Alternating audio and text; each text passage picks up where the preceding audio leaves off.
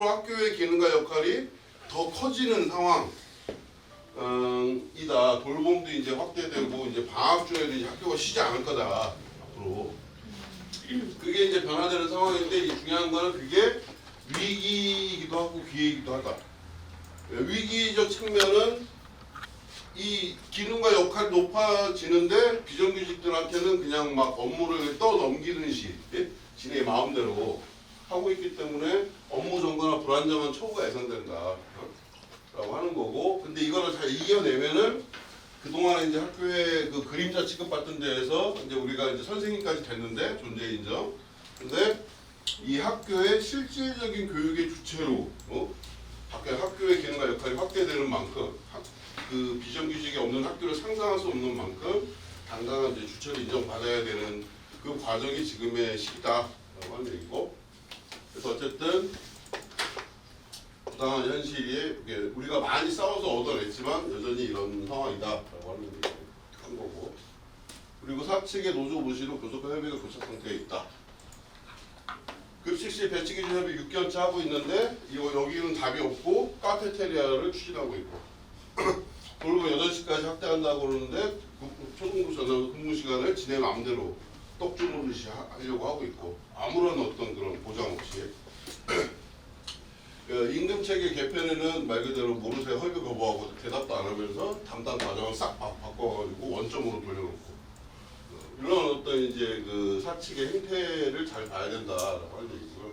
그래서 잘 싸우자 이런 얘기고 임금체계 개편에 대한 설명은 일단 이거는 2019년도에 합의한 거다. 이 합의를 얻어내기 위해서 100명 삭발, 3일간의 파업, 99명. 99명인가요? 네. 3일간의 파업이 끝나고 나서도 15일 동안이나 단식을 해서 이 자리에 교육부 장관하고 그 교육감들이 와서 약속한 거다. 2019년도에 약속한 거다 이게. 근데 그걸 아직도 아무것도 안 하고 있는 거다. 이렇게 웃었지만 지금 추진이 다시 계속되고 있다. 임금체계 개편의 목적은 이제 뭐 이런 거다. 이런 얘기고. 그리고 임금체계 개편 문제를 굉장히 복잡하게 보는데 서울의 사례를 보면 전사회복지시설 단위임금체계를 이미 오세훈 국민의힘 그 서울시장은 이미 지가 알아서 하고 있다. 그래서 전반 공무원 대비 인건 평균이 95% 이상이 유지 한다고 하는 거고 이걸 엄청난 성과로 하고 있다. 국민의힘 오세훈도 하는데 왜 교육청은 안 하고 있어야 되냐 이 얘기죠. 그리고 서울시 환경미화원의 월급표를 보면 입사 원년이 340만 원이다. 초봉이. 이거는 임금 체계를 그렇게 짰기 때문이고 보면 명절월처럼 쫙 있는 것처럼 그래서 이 서울시 환경미 346만 원이 가능한 거다. 우리도 그렇게 받을 수 있다. 우리가 환경미화원보다 못하냐라고 얘기를 하면 박살나는 거예요. 약간 혼났을 때. 그래서 현행 임금 체계의 문제점은 뭐 이거다. 간단하게 언급하고 넘어가고. 그래서 이런 또 차별다. 이거 좀 자세히 설명할 생각은 없고 그냥 쭉 흩어주면 될 것 같고. 그래서 이것도 뭐 이런 방안이다. 쭉 그냥 쭉 넘어가고. 그래서 이 단일 임금 체계를 만들기 위해서 이런 어떤 뭐 내용으로 하려고 한다. 그래서 이 임금 체계를 오히려 여기를 설명을 좀 강조할 거예요. 그래서 지난 그 2017년부터 집단 교섭해가지고 쭉 온 걸 보면 5년 동안 기본급이 3.1%, 총액으로 4.6%, 남들은 1년에 5%씩 오르는데 우리는 이렇게 돌았다 이게 이 임금 체계에 묶여서 그래서 5년 동안 직종수당도 꼴랑 2만 원에서 많이 받는데 5만 원 이거밖에 오른 게 없다. 이 복잡한 임금 체계에 갇혀서 그런 어떤 복잡한 교섭 구조 속에서 우리의 임금이 이렇게 묶여 있었던 거다. 그 이전에는 우리가 싸워서 임금을 많이 올렸는데 오히려 집단 교섭하면서 이렇게 묶여버렸다. 이 틀을 완전히 깨야 된다. 새로운 단계로 임금 체계 개편 추진을 해야 된다. 그래서 지금 이 임금 체계 개편은 저임금 고착하다. 그래서 이 문제를 깨지 않으면 절대 우리의 임금이 근본적으로 바뀔 수 없다 이 얘기를 한 거고 핵심은 이거다. 그래서 우리 요구안 임금체계 개편에 따른 우리 요구안에 따르면 10년차 기준으로 연봉 기준 600만 원이 인상되는 걸로 계산이 나온다. 근데 이 얘기는 거꾸로 얘기해서 임금체계가 잘못돼서 우린 600만 원씩 손해보고 있었던 거다. 이렇게만 얘기하려고요. 약간 불안한데. 그렇게 해서 전체 이제 임금체계 개편이 되면 지금 현재 21년 근속 상한으로 묶여 있는 게 임금체계 개편을 통해서 얻으려고 하는 건 3150 체계로 올리려고 하는 거다. 이렇게 됐을 때 그 말 그대로 1000만 원 이상의 효과를 낼 수가 있다. 그래서 임금체계 개편은 우리 임금체계를 바꾸는 굉장히 중요한 문제다. 그래서 임금 인상 개편은 임금 인상의 측면이 있고 또 하나는 대사회적으로도 공공 비정규직의 임금 수준을 이런 그 정식화된 임금 체계로서 형성해야 된다라고 하는 거예요. 근데 이제 문제는 임금 체계 개편에 대해서 교육감들이 이거를 받아들이지 않고 있는 게 문제여서 지금도 교섭이 정체되고 있다. 그래서 우리 임금 체계를 아까 뭐 얘기했지만 그래서 임금 체계 개편을 하려고 해서 당장 모든 것을 바꾸자는 건 아니다. 그래서 중요한 건 임금 체계 개편을 위해서 로드맵을 잘 마련해도 된다. 그러니까 한 해에 다 끝날 수는 없기 때문에. 그러니까 모든 사람이 한 해에 막 600만 원씩 오르자고 우리가 도둑놈 될 건데 그런 건 아니다. 다만 올해는 그래서 복리후생수당의 차별을 최소화하고 그리고 임금 체계의 개편에 대한 장기적 전망, 그 합의와 로드맵을 마련하는 게 우리의 요구인데 여기에 대해서 사측은 말 그대로 대답하지 않고 있다고 합니다. 그래서 오히려 사측은 정규직과의 그 차별을 철폐하는 게 아니라 임금을 하향 평준화하려고 하고 있다. 심지어는 다시 직무성과급제로 몰아넣으려고 하는 그런 시도를 계속하고 있다라고 하는 얘기. 그래서 사측에서는 이제 그러니까 우리가 공유생 비정규직의 차별을 없애자고 하니까 비정규직의 차별을 없애자는 건 정규직과의 역차별을 얘기하는 거다라는 마음가를 하고 있다 이런 거고. 이거를 어떻게든 뭐 나와서 넣을까 말까 생각 중인데 어쨌든 사측은 우리에게 임금 인상은 1.5%, 공무원 보급이 5%인데 우리는 1.5%로 묶겠다. 그리고 근속수당은 못 올려주고 명절도 못 올려주고 정기상여금 10만 원 올려주겠다. 맞춤형 복지비는 5만 원 올려주는데 경기는 해당 없다. 뭐 이제 이런 그래서 연간 총액 53만 4천 원 특수운영직군의 경우 43만 4천 원으로 임금 인상을 딱 묶어두고 어떤 대화도 하지 않으려고 하고 있다. 그래서 이 임금체계 개편 얘기를 그렇게까지 좀 마무리 짓고 그리고 지금 우리에게 주된 문제는 이제 이 급식실 이 문제 여기 급식 직종이 아니라 모두가 관심 가져야 되는 문제다. 그런 얘기를 하는 거고 패시피 검사 결과는 PPT 좀 바꿨어요. 그래서 결국 폐암 18,546명 검사한 것에 대한 결과 이게 작년 10월 25일 날까지의 결과인데 이 중에서 폐의 결절적 이상 소견이 27.77%가 나왔다. 폐가 이상 문제가 있다라고 하는 게. 그리고 폐암이 의심된다 라고 하는 게 이 세 가지인데 합치면 187, 1%가 나왔다. 1%. 우리 경기는 아직 공개하지 않고 진행되고 있지만 중간 결과가 취합된데 공개하지 않고 있는데 지난번 흘린 얘기는 3,000명을 취합했는데 30명이 나왔다. 똑같다는 게 1%. 네, 1%. 이거를 지금은 어떻게든 공개를 늦추려고 하고 있는데 정말 이 충격적인 문제다 하는 거고. 이 학교급식실은 폐암 문제만이 아니라 산재가 빈번하게 발생을 하고 있고 이 산재 증가율은 20% 이상 매년 증가하고 있다. 2015년 대비 2.3배가 증가했는데 여기에 대해서 교육청의 교섭위원이 배치기준협의회에 나온 사람이 하는 얘기가 노동조합이 자꾸 산재 신청을 부추겨서 산재 신청을 많이 해서 늘어난 거다 라고 하는 개소리를 하더라. 근골격계 질환은 2015년도 2019년 3배 이상 증가했다. 우리가 몸으로 느끼고 있다. 갈수록 더 힘들어진다는 거. 매뉴얼은 더 복잡해지고 더 힘들어진다는 걸 느끼고 있기 때문에 이게 이렇게 표로 이렇게 표현된다는 거고. 그래서 급식실의 배치 기준이 정당한가에 대해서 그 인천대학교 노동과학연구소에서 3년 동안 연구했는데 그 결과가 일반적인 노동 강도의 급식실은 최대 2.7배가 더 힘들다라고 하는 결과가 나왔다라고 하는 거고. 그래서 이 인천대 노동과학연구소에서는 연구 결과에 따른 제안으로 배치 기준을 현재 인원의 최소 1.23배를 올려야 돼. 10명 있는 데는 최소 2명 이상을 신규 투입을 해야 된다.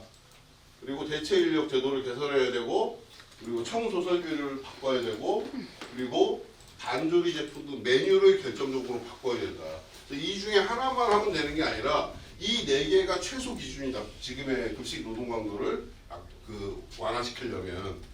근데 이게 작년도 9월 30일 날 국회에서 국회 토론회에서 국회의원들과 함께 공식적으로 발표된 내용인데, 여기에 대해서 경기도 교육청의 공식 입장은 이 연구 결과를 못 믿겠다라고 하는 걸로 땡이다 지금.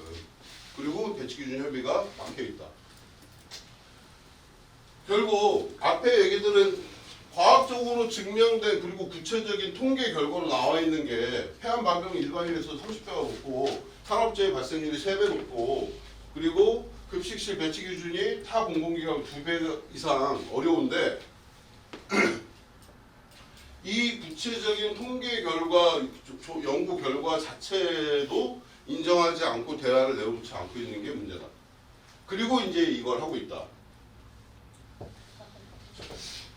이렇게 먹으면 아이들이 참 좋아할 것 같은데, 일반적인 카페테리아 급식을 추진하고 있다는 거예요. 노동조합과 협의하지도 않고. 그래서 지금 라디오 광고 방송을 하고 있고 학부모들에게 이거를 다 보내고 있다. 2023년 시작해서 2026년까지 이거 학교 급식을 다 이렇게 만들겠다고 한다 지금. 학교 급식 다 이렇게 만들겠다. 다 죽으란 얘기다. 근데 이것을 올해 시범학교를 75개 시범학교를 운영하겠다는 건데, 여기에 75억 예산을 투입했다. 도에서 통과된 예산이. 그래서 한 학교당 1억씩 주겠다는 건데, 이 1억에는 인력 충원은 없다. 오로지 설비와 시설 투자에만 1억 하겠다는 게 임태 교육감의 문제다. 그래서 현재 이런 급식시 문제를 해결하기 위한 노동조합의 요구는 배치 기준을 전면적으로 제도화 로드맵, 이게 가장 중요하고, 그리고 두 번째는 이것의 전제 아래 우선적인 그 배치 기준 완화의 대책을 넣어야 된다는 거고, 세 번째는 대체 인력 제도를 개선하자는 거고, 그다음에 메뉴 실질적 노동 강도를 완화하는 위한 방안을 마련했는데, 이 네 가지를 가지고 협의를 해야 된다라는 게 우리 입장인데, 여기에서 협의가 지금 막혀 있고 진전이 되고 있지 않다. 그리고 마지막 다섯 번째는 일반적인 카페테리아 75억을 투입하는 카페테리아 추진은 전면 중단한다. 그래서 모든 학교에서 이 카페테리아 시범학교 신청하는 것에 대해서 확인하고 전면적으로 거부해야 된다. 여기에서 이것을 카페테리아가 그대로 용인이 되면 우리는 말 그대로 죽음의 그런 또 급식실의 나락으로 더 떨어질 수밖에 없다. 윤석열 정부와도 투쟁해야 된다. 윤석열 정부가 이런 정책을 펴고 있고, 간단히 설명하면 돼요. 강조하는 거는 윤석열 정부 주유수당도 폐지하려고 하고, 근속수당을 폐지하고 직무 성과급제를 도입하려고 한다. 우리는 임금을 올려야 되는데 임금이 대폭 하락되는 상황이에요. 위기에 놓여 있다라고 하는 거고, 무엇보다 중요한 건 윤석열 정부가 학교 업무를 필수 공익사업장으로 지정하겠다는 시도를 하고 있다. 그래서 결국 우리의 파업권을 없애겠다. 우리가 파업하면 대체 인력 다 투입하겠다는 그런 전면적인 그런 반노동 정책을 취하고 있다라고 하는 것을 우리 유심히 봐야 된다는 거예요. 그래서 이런 윤석열 정부는 심지어 사업장 내 쟁행 금지하고 공권력을 전면적으로 활용하겠다고 하는 건데, 그래서 우리가 천막침은 이전에는 우리를 건들지 못했는데 천막침은 다 구속하겠다는 거다. 그 실예가 이거다. 지난 11월 10일 경찰이 와서 기자회견하고 있는 우리를 작살낸 거 아니냐. 이게 윤석열 정부의 의도다. 그리고 윤석열 정부는 공공부문 부수종 민영화. 그래서 결국 돌봄도 다시 지자체 이관 또는 민영화를 하겠다는 거고 학교 급식실도 민간 위탁으로 돌릴 마음 콩콩이를 갖고 있다는 게 분명하다. 우리는 인력 충원을 해서 인력도 늘리고 그 예산을 또 투입하려고 하는 건데 거꾸로 인력을 줄이고 예산도 줄이고 월급도 줄이고 그리고 다 민간 위탁하겠다는 게 윤석열의 의도고 그것이 이렇게 표현되고 있는 거예요. 작년 9월 25일 날 돌봄, 요양, 교육 이런 서비스 복지를 민영화하겠다고 사실 공식적으로 발표한 거다. 이 국면에서 우리는 싸우지 않을 수 없는 상황에 놓여 있다는 겁니다.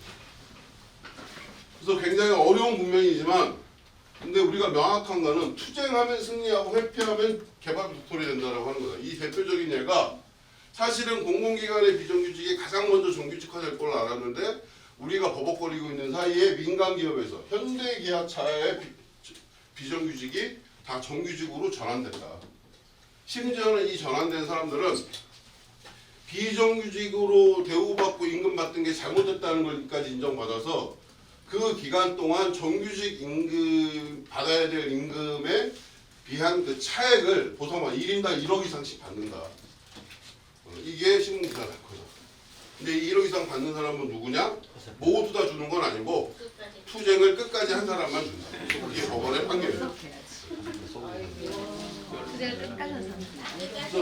결국 노동조합으로 단결해 승리할 수 있다라고 하는 게 우리가 생각하는 중요한 건데 오늘 조합원격도 왔지만 2015년, 2016년 우리는 압도적으로 우리는 투쟁을 했고 이 투쟁의 과정에서 우리의 처우를 상당히 많이 변화시켰고 진전시켰다. 처음 투쟁한 사람들은 알겠지만 우리 월급은 예전에 비해서 2배 이상 올랐다. 옛날에 워낙 작았기 때문에.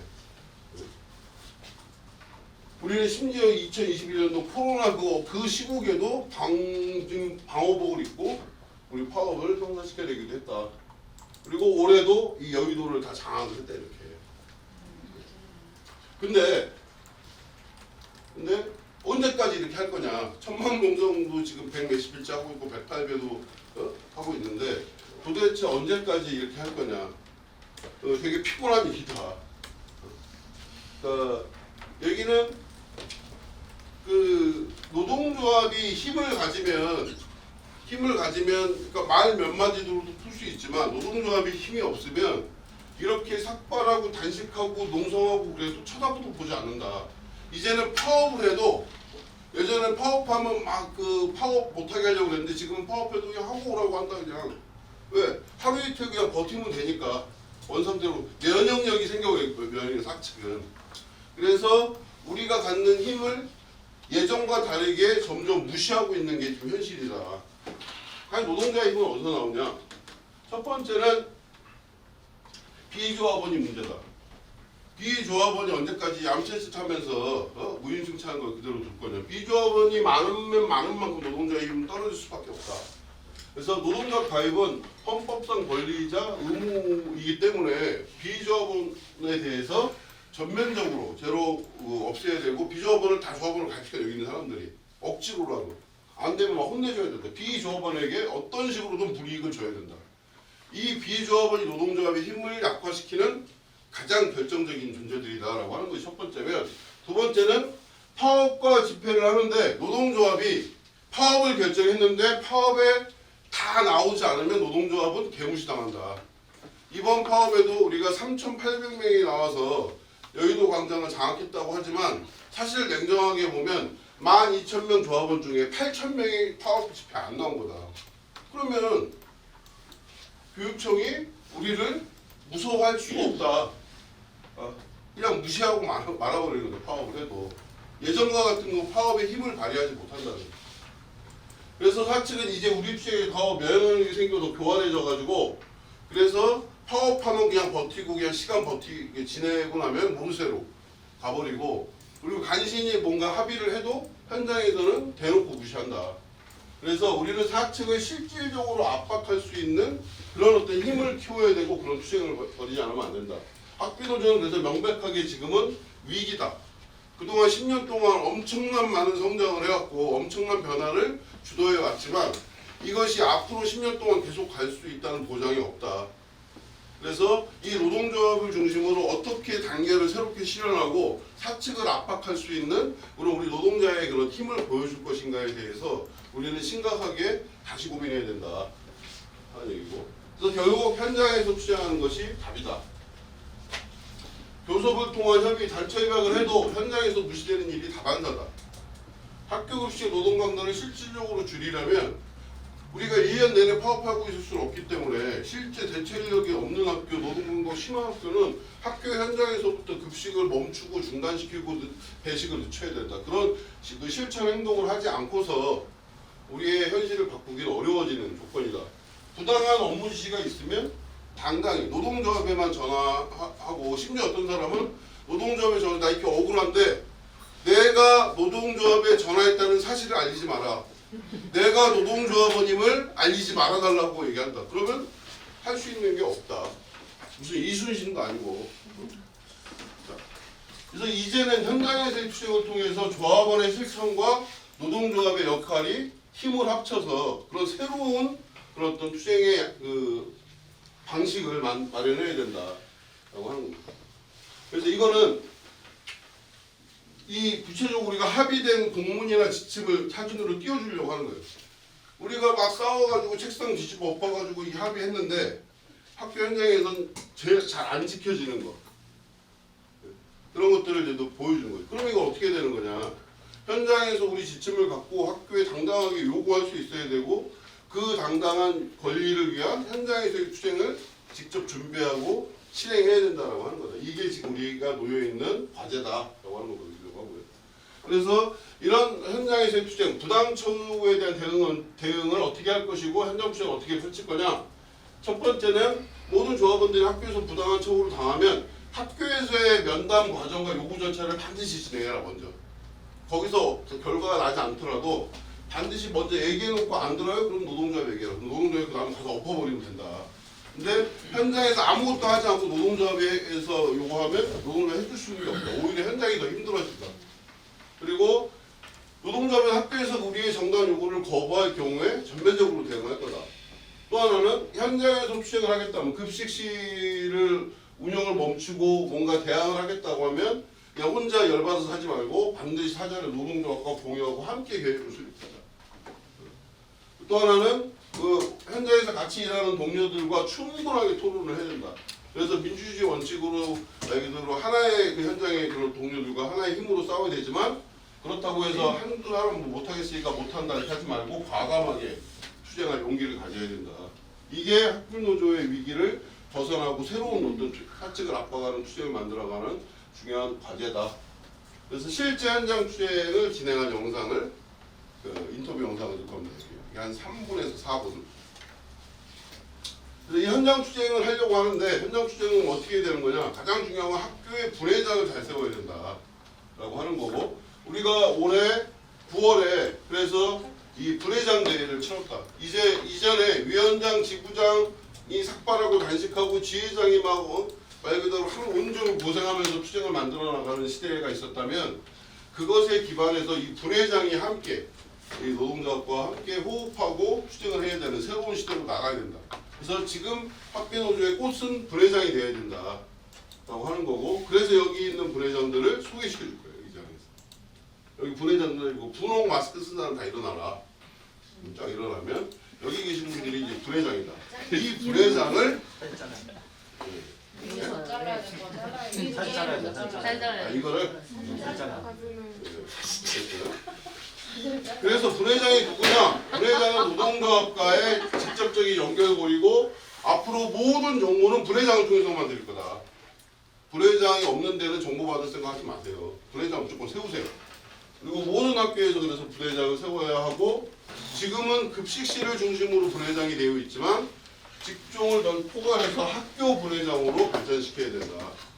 그리고 각 직종 분과에서도 자체 분회장 체계, 그 권역단위 간부 체계를 만들어야 된다.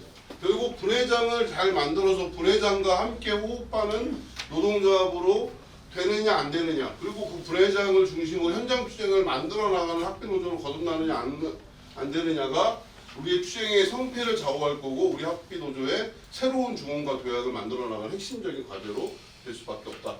그래서 이후 우리는 앞에 얘기했던 것처럼 역사상 처음으로 신학기의 전면 파업을 지난 3만 4천 예정되고 있는데 지금부터 준비하자. 부회장을 중심으로. 그리고 개학과 더불어서 이제 그동안의 부당한 처우를 그냥 몸으로 견디지 말고 현장에서 직접 수행을 준비하자. 급식실에 인력이 부족하면 다 설거지거리 남겨두고 퇴근할 생각 해야 된다 이제. 그리고 지금까지는 108배를 했지만 108배는 중단. 10,000배 했으면 됐다. 이제는 교육청만 상대할 게 아니고 경기도민을 대상으로 할 거고 1월 31일 날 경기도민 대책위가 결성이 된다.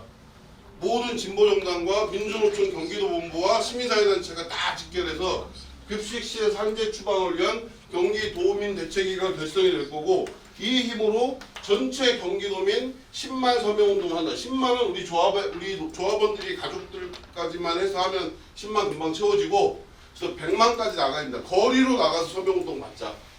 그리고 매주 수요일마다 교육청 앞에서 모여서 집회를 하겠다.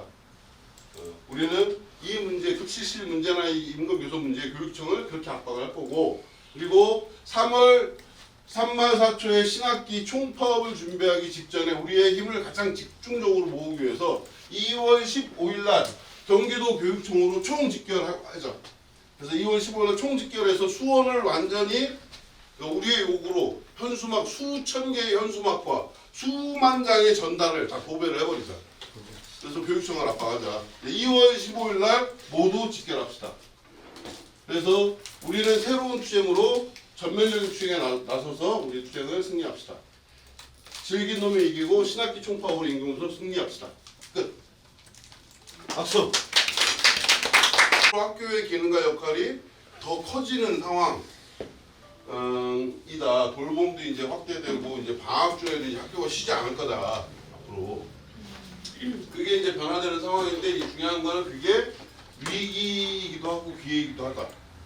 위기적 측면은 이 기능과 역할이 높아지는데 비정규직들한테는 그냥 막 업무를 떠넘기듯이 지네 마음대로 하고 있기 때문에 업무 전거나 불안정한 처우가 예상된다.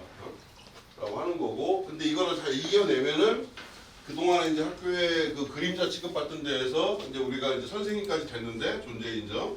근데 이 학교의 실질적인 교육의 주체로 학교의 기능과 역할이 확대되는 만큼 그 비정규직이 없는 학교를 상상할 수 없는 만큼 당당한 이제 주체를 인정받아야 되는 그 과정이 지금의 시기다라고 하는 얘기고 그래서 어쨌든 부당한 현실이 우리가 많이 싸워서 얻어냈지만 여전히 이런 상황이다라고 하는 얘기 한 거고 그리고 사측의 노조 무시로 교섭과 협의가 교착 상태에 있다. 급식실 배치 기준 협의 6개월째 하고 있는데 여기는 답이 없고 카페테리아를 추진하고 있고 그리고 8시까지 확대한다고 그러는데 초등부 전화 근무 시간을 지네 마음대로 떡주무듯이 하려고 하고 있고 아무런 어떤 그런 보장 없이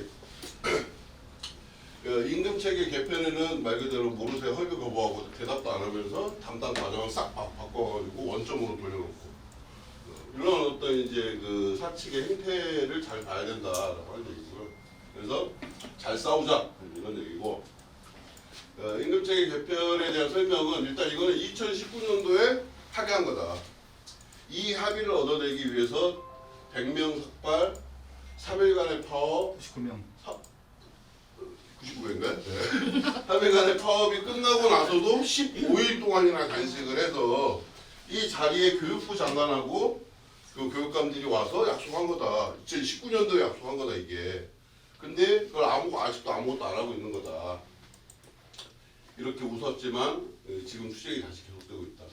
임금체계 개편의 목적은 이제 뭐 이런 거다. 이런 얘기고. 그리고 임금체계 개편 문제를 굉장히 복잡하게 보는데 서울의 사례를 보면 전사회복지시설 단위임금체계를 이미 오세훈 국민의힘 그 서울시장은 이미 지가 알아서 하고 있다. 그래서 전담 공무원 대비 인건 평균이 95% 이상이 유지 한다고 하는 거고 이걸 엄청난 성과로 하고 있다. 국민의힘 오세훈도 하는데 왜 교육청은 안 하고 있어야냐 이 얘기죠. 그리고 서울시 환경미화원의 월급표를 보면 입사 원년이 340만 원이다. 초봉이. 이거는 임금 체계를 그렇게 짰기 때문이고 보면 명절로처럼 쫙 있는 것처럼 그래서 이 서울시 환경비 346만 원이 가능한 거다. 우리도 그렇게 받을 수 있다. 우리가 환경미화원보다 못하냐라고 얘기를 하면 박살나는 거예요. 아까 혼났을 때. 그래서 현행 임금 체계의 문제점은 뭐 이거다. 간단하게 하고 넘어가고. 그래서 이런 또 차별, 이것도 자세히 설명할 생각은 없고 그냥 쭉 흩어주면 될 것 같고. 그래서 이것도 뭐 이런 방안이다. 쭉 그냥 쭉 넘어가고. 그래서 이 단일 임금 체계를 만들기 위해서 이런 어떤 뭐 내용으로 하려고 한다. 그래서 이 임금 체계를 오히려 여기를 설명을 좀 강조할 거예요. 그래서 지난 그 2017년부터 집단 교섭해가지고 쭉 온 걸 보면 5년 동안 기본급이 3.1%, 총액으로 4.6%, 남들은 1년에 5%씩 오르는데 우리는 이렇게 돌았다 이게 이 임금 체계에 묶여서. 그래서 5년 동안 직종수당도 꼴랑 2만 원에서 많이 받는데 5만 원 이거밖에 오른 게 없다. 이 복잡한 임금 체계에 갇혀서 그런 어떤 복잡한 교섭 구조 속에서 우리의 임금이 이렇게 묶여 있었던 거다. 그 이전에는 우리가 사업성 임금을 많이 올렸는데 오히려 집단 교섭하면서 이렇게 묶여버렸다. 이 틀을 완전히 깨야 된다. 새로운 단계로 임금 체계 개편 추진을 해야 된다. 그래서 지금 이 임금 체계 개편은 저임금 고착하다. 그래서 이 문제를 깨지 않으면 절대 우리의 임금이 근본적으로 바뀔 수 없다 이제 얘기를 한 거고 핵심은 이거다. 그래서 우리 요구한 임금 체계 개편에 따른 우리 요구안에 따르면 10년차 기준으로 연봉 기준 600만 원이 인상되는 걸로 계산이 나온다. 근데 이 얘기는 거꾸로 얘기해서 임금 체계가 잘못돼서 우린 600만 원씩 손해보고 있었던 거다. 이렇게만 얘기하려고요. 약간 불안한데. 그렇게 해서 전체 이제 임금체계 개편이 되면 지금 현재 21년 근속 상한으로 묶여 있는 게 임금체계 개편을 통해서 얻으려고 하는 건 3150 체계로 올리려고 하는 거다. 이렇게 됐을 때 그 말 그대로 1000만 원 이상의 효과를 낼 수가 있다. 그래서 임금체계 개편은 우리 임금체계를 바꾸는 굉장히 중요한 문제다.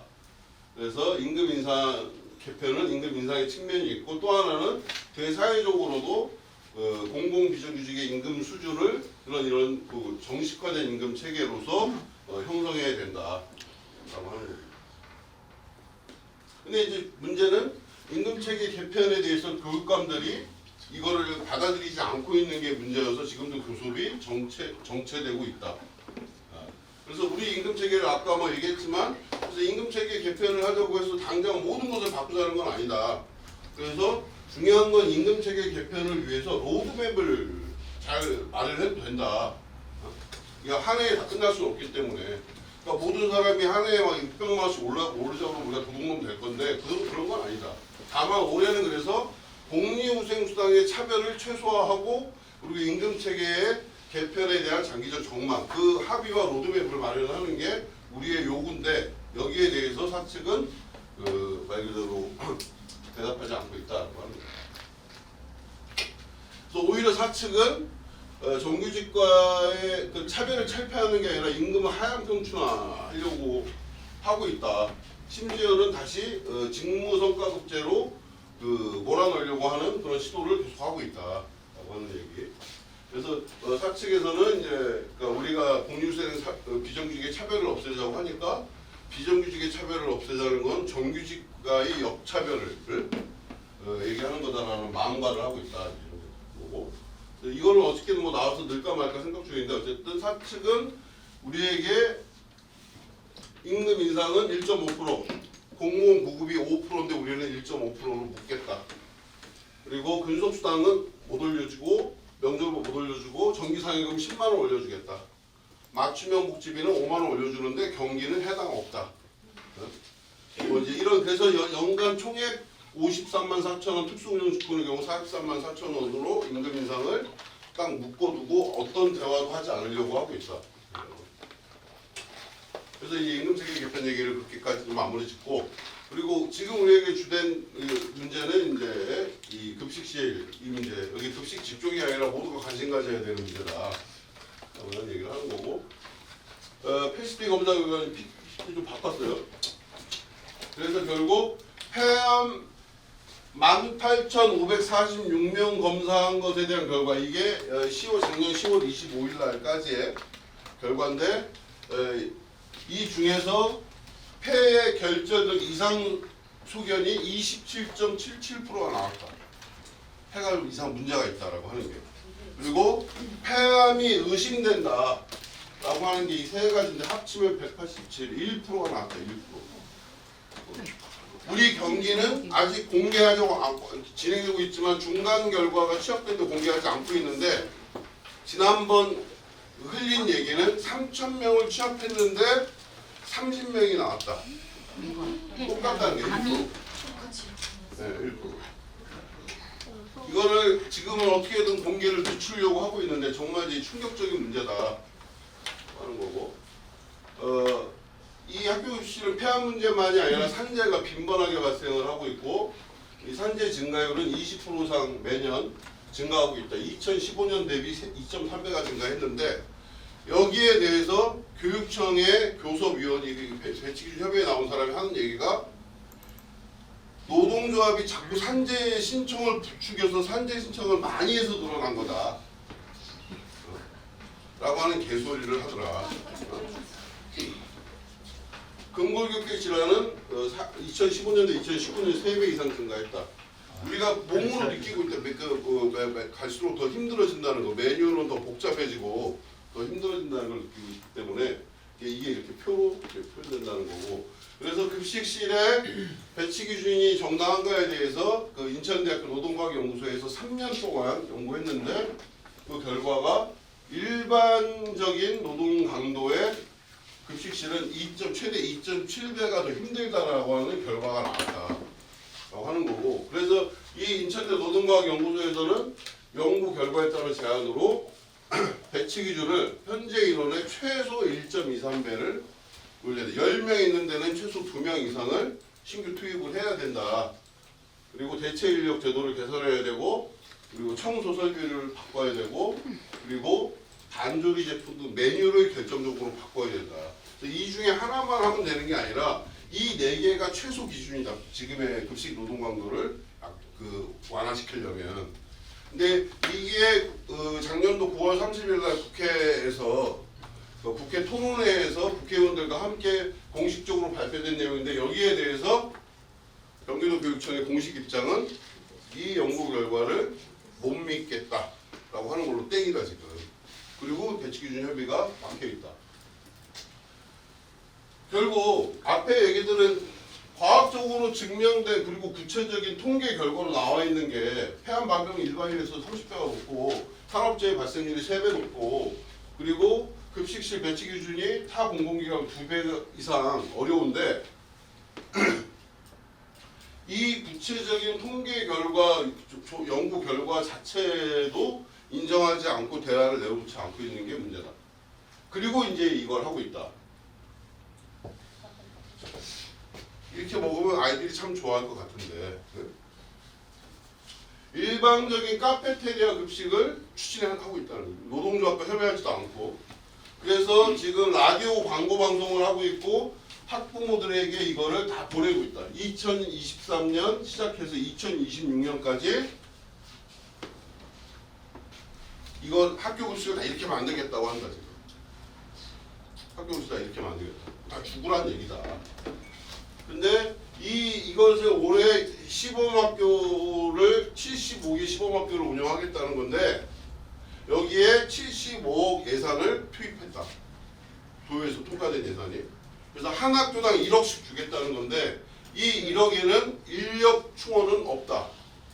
오로지 설비와 시설 투자에만 1억 하겠다는 게 임태 교육감의 문제다. 그래서 현재 이런 급식시 문제를 해결하기 위한 노동조합의 요구는 배치 기준을 전면적으로 제도화 로드맵, 이게 가장 중요하고, 그리고 두 번째는 이것의 전제 아래 우선적인 그 배치 기준 완화의 대책을 넣어야 된다는 거고, 세 번째는 대체 인력 제도를 개선하자는 거고, 그다음에 메뉴 실질적 노동 강도를 완화하는 위한 방안을 마련했는데 이 네 가지를 가지고 협의를 해야 된다라는 게 우리 입장인데 여기에서 협의가 지금 막혀 있고 진전이 되고 있지 않다.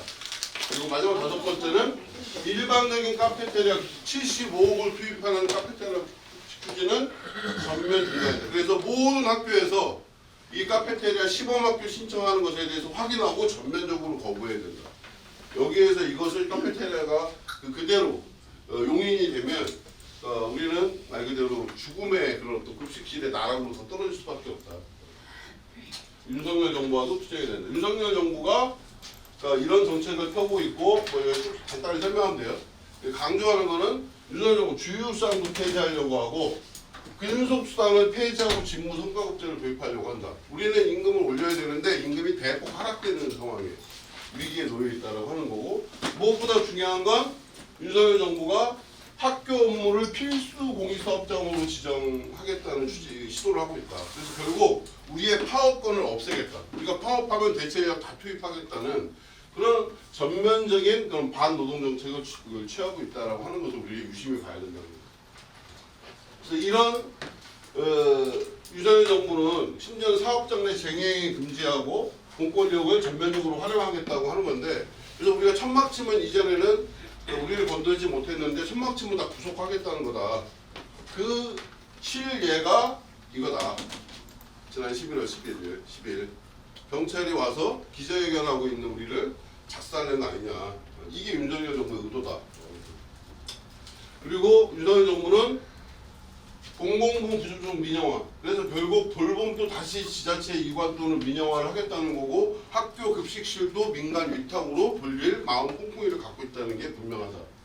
우리는 인력 충원을 해서 인력도 늘리고 그 예산을 또 투입하려고 하는 건데 거꾸로 인력을 줄이고 예산도 줄이고 월급도 줄이고 그리고 다 민간 위탁하겠다는 게 윤석열의 의도고 그것이 이렇게 표현되고 있는 작년 9월 25일 날 돌봄, 요양, 교육 이런 서비스 복지를 민영화하겠다고 사실 공식적으로 발표한 거다. 이 국면에서 우리는 싸우지 않을 수 없는 상황에 놓여 있다고 합니다. 그래서 굉장히 어려운 국면이지만 근데 우리가 명확한 거는 투쟁하면 승리하고 회피하면 개발 북토리 된다고 하는 거다. 이 대표적인 예가 사실은 공공기관의 비정규직이 가장 먼저 정규직화될 걸 알았는데 우리가 버벅거리고 있는 사이에 민간기업에서 현대기아차의 비정규직이 다 정규직으로 전환됐다. 심지어는 이 전환된 사람들은 비정규직으로 대우받고 임금 받던 게 잘못됐다는 것까지 인정받아서 그 기간 동안 정규직 임금 받아야 될 임금에 비한 그 차액을 보상만 1인당 1억 이상씩 받는다. 이게 신문기사 났거든. 근데 1억 이상 받는 사람은 누구냐? 모두 다 주는 건 아니고 투쟁을 끝까지 한 사람만 준다. 그게 법원의 판결이에요. 결국 노동조합으로 단결해 승리할 수 있다라고 하는 게 우리가 생각하는 중요한 건데 오늘 조합원격도 왔지만 2015년, 2016년 우리는 압도적으로 우리는 투쟁을 했고 이 투쟁의 과정에서 우리의 처우를 상당히 많이 변화시켰고 진전시켰다. 처음 투쟁한 사람들은 알겠지만 우리 월급은 예전에 비해서 2배 이상 올랐다. 옛날에 워낙 작았기 때문에. 우리는 심지어 2021년도 코로나 그 시국에도 방호복을 입고 우리 파업을 성사시켜내기도 했다. 그리고 올해도 이 여의도를 다 장악을 했다 이렇게. 근데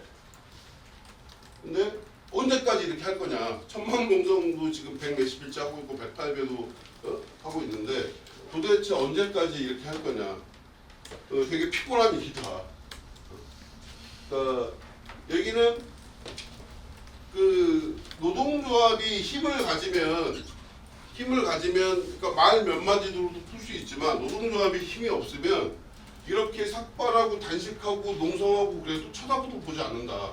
이제는 파업을 해도 예전에 파업하면 막 그 파업 못하게 하려고 했는데 지금은 파업해도 그냥 하고 오라고 한다 그냥. 왜? 하루 이틀 그냥 버티면 되니까 원상대로 면역력이 생겨버렸고요. 면역력 사측은. 그래서 우리가 갖는 힘을 예전과 다르게 점점 무시하고 있는 게 지금 현실이다. 과연 노동자의 힘은 어디서 나오냐? 첫 번째는 비조합원이 문제다.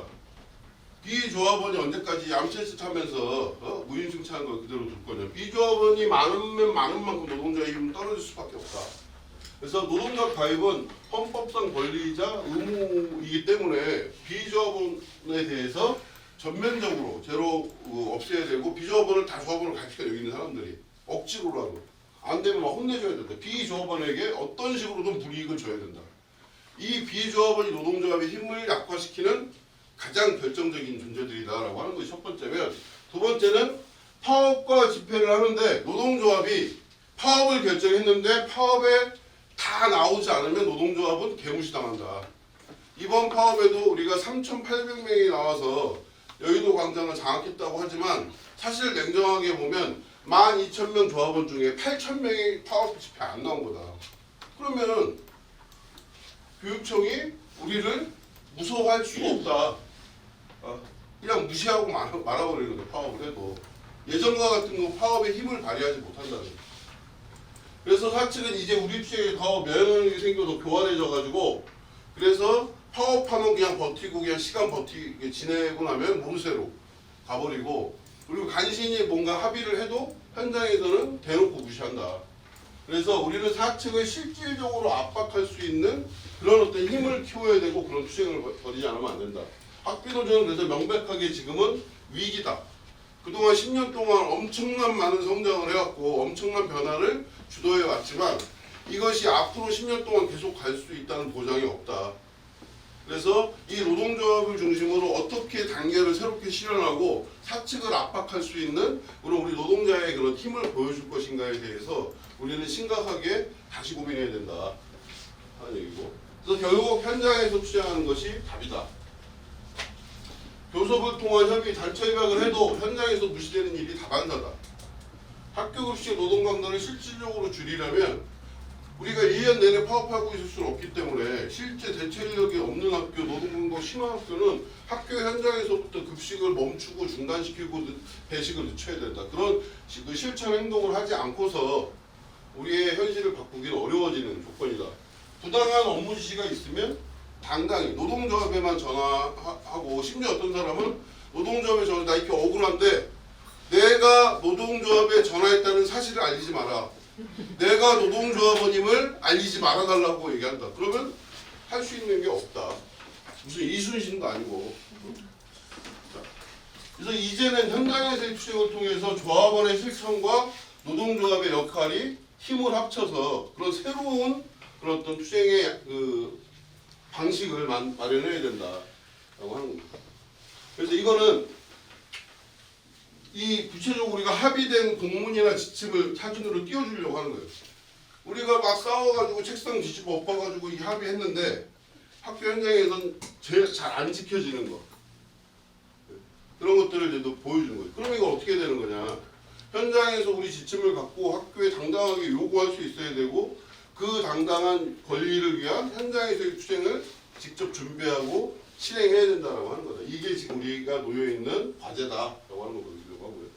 그래서 이런 현장에서의 투쟁, 부당 처우에 대한 대응을 어떻게 할 것이고 현장 투쟁을 어떻게 펼칠 거냐. 첫 번째는 모든 조합원들이 학교에서 부당한 처우를 당하면 학교에서의 면담 과정과 요구 절차를 반드시 진행해라. 먼저 거기서 결과가 나지 않더라도 반드시 먼저 얘기해놓고 안 들어요? 그럼 노동조합 얘기해라. 그럼 노동조합이 그 다음에 가서 엎어버리면 된다. 근데 현장에서 아무것도 하지 않고 노동조합에서 요구하면 노동조합이 해줄 수 있는 게 없다. 오히려 현장이 더 힘들어진다. 그리고 노동조합은 학교에서 우리의 정당한 요구를 거부할 경우에 전면적으로 대응할 거다. 또 하나는 현장에서 투쟁을 하겠다면 급식실을 운영을 멈추고 뭔가 대항을 하겠다고 하면 그냥 혼자 열받아서 하지 말고 반드시 사전에 노동조합과 공유하고 함께 계획을 수립하자. 또 하나는 그 현장에서 같이 일하는 동료들과 충분하게 토론을 해야 된다. 그래서 민주주의 원칙으로 얘기대로 하나의 그 현장의 그런 동료들과 하나의 힘으로 싸워야 되지만, 그렇다고 해서 한두 사람 못하겠으니까 못한다 이렇게 하지 말고 과감하게 투쟁할 용기를 가져야 된다. 이게 학부노조의 위기를 벗어나고 새로운 어떤 사측을 압박하는 투쟁을 만들어가는 중요한 과제다. 그래서 실제 현장 투쟁을 진행한 영상을 인터뷰 영상을 줄 겁니다. 한 3분에서 4분. 그래서 이 현장 투쟁을 하려고 하는데 현장 투쟁은 어떻게 해야 되는 거냐? 가장 중요한 건 학교의 분회장을 잘 세워야 된다라고 하는 거고 우리가 올해 9월에 그래서 이 분회장 대회를 치렀다. 이제 이전에 위원장, 지부장이 삭발하고 단식하고 지회장이 말 그대로 하루 온종일 고생하면서 투쟁을 만들어 나가는 시대가 있었다면 그것에 기반해서 이 분회장이 함께 이 노동자과 함께 호흡하고 투쟁을 해야 되는 새로운 시대로 나가야 된다. 그래서 지금 학비노조의 꽃은 분회장이 되어야 된다라고 하는 거고 그래서 여기 있는 분회장들을 소개시켜 줄 거예요. 이 자리에서. 여기 분회장들 이거 분홍 마스크 쓴 사람 다 일어나라. 쫙 일어나면 여기 계신 분들이 이제 분회장이다. 이 분회장을 잘라야 될 거 잘라야 이거를 그래서 분회장이 누구냐? 분회장은 노동조합과의 직접적인 연결고리고 앞으로 모든 정보는 분회장을 통해서만 드릴 거다. 분회장이 없는 데는 정보 받을 생각하지 마세요. 분회장 무조건 세우세요. 그리고 모든 학교에서 그래서 분회장을 세워야 하고 지금은 급식실을 중심으로 분회장이 되어 있지만 직종을 더 포괄해서 학교 분회장으로 발전시켜야 된다. 그리고 각 직종 분과에서도 자체 분회장 체계 그 권역단위 간부 체계를 만들어야 된다. 결국 분회장을 잘 만들어서 분회장과 함께 호흡하는 노동조합으로 되느냐 안 되느냐 그리고 그 분회장을 중심으로 현장 투쟁을 만들어 나가는 학비노조로 거듭나느냐 안 되느냐가 우리의 투쟁의 성패를 좌우할 거고 우리 학비노조의 새로운 중원과 도약을 만들어 나가는 핵심적인 과제로 될 수밖에 없다. 그래서 이후 우리는 앞에 얘기했던 것처럼 역사상 처음으로 신학기의 전면 파업을 지난 3만 4초로 예정되고 있는데 지금부터 준비하자. 분회장을 중심으로. 그리고 개학과 더불어서 이제 그동안의 부당한 처우를 그냥 몸으로 견디지 말고 현장에서 직접 투쟁을 준비하자. 급식실에 인력이 부족하면 다 설거지거리 남겨두고 퇴근할 생각해야 된다 이제. 그리고 지금까지는 108배를 했지만 108배는 중단. 10,000배 했으면 됐다. 이제는 교육청만 상대할 게 아니고 경기도민을 대상으로 할 거고 1월 31일 날 경기도민 대책위가 결성이 된다. 모든 진보정당과 민주노총 경기도본부와 시민사회단체가 다 직결해서 급식실 산재 추방을 위한 경기도민 대책위가 결성이 될 거고 이 힘으로 전체 경기도민 10만 서명운동을 한다. 10만은 우리 조합원들이 가족들까지만 해서 하면 10만 금방 채워지고 그래서 100만까지 나가야 된다. 거리로 나가서 서명운동 맞자. 그리고 매주 수요일마다 교육청 앞에서 모여서 집회를 하겠다. 우리는 이 문제, 급식실 문제나 이 임금 요소 문제에 교육청을 그렇게 압박을 할 거고 그리고 3월 3만 4초의 신학기 총파업을 준비하기 직전에 우리의 힘을 가장 집중적으로 모으기 위해서 2월 15일 날 경기도 교육청으로 총집결하자. 그래서 2월 15일 날 총집결해서 수원을 완전히 우리의 요구로 현수막 수천 개의 현수막과 수만 장의 전단을 다 도배를 해버리자. 그래서 교육청을 압박하자. 2월 15일 날 모두 집결합시다. 그래서 우리는 새로운 투쟁으로 전면적인 투쟁에 나서서 우리 투쟁을 승리합시다. 즐긴 놈이 이기고 신학기 총파업으로 임금으로 승리합시다. 끝. 박수.